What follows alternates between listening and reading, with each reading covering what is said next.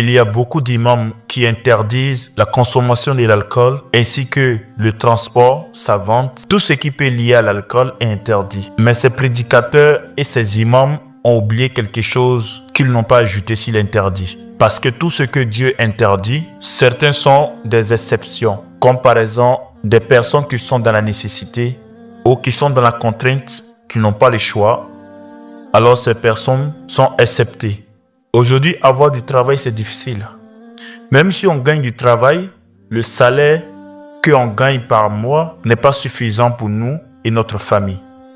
Ainsi, on est d'accord que celui-là qui transporte de l'alcool, c'est interdit, c'est pas bon, puisqu'il contribue au développement et à la promotion de l'alcool. Mais celui-là qui transporte de l'alcool et qu'il y est dans un contexte de contrainte ou de nécessité, parce que il n'y a pas de travail, il a demandé partout, il a cherché secours aux musulmans ainsi qu'aux imams, personne n'a pu l'aider. Alors ce monsieur qui fait le transport de l'alcool, cela n'est pas interdit pour lui, tant qu'il trouve un travail qui est halal.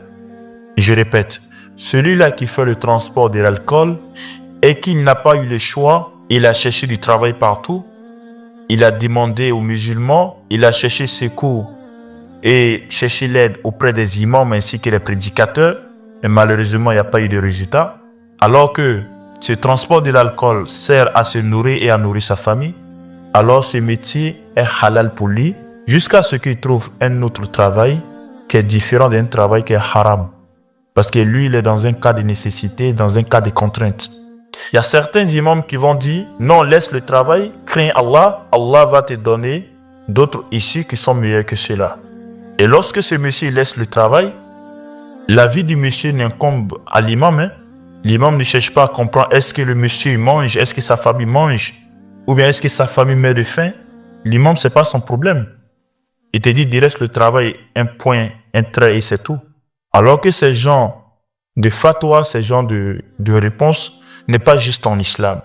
En islam, si tu sais que tu ne peux pas aider quelqu'un à le faire quitter dans le péché, ou tu ne peux pas au moins lui donner la main pour qu'il sorte dans le péché, alors tu n'as pas le droit de le juger.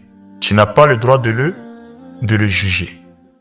Ainsi, toutes personnes qui sont dans la contrainte de la vie, la nécessité, alors ce travail est halal, tant qu'il gagne autre travail qui est encore meilleur que cela.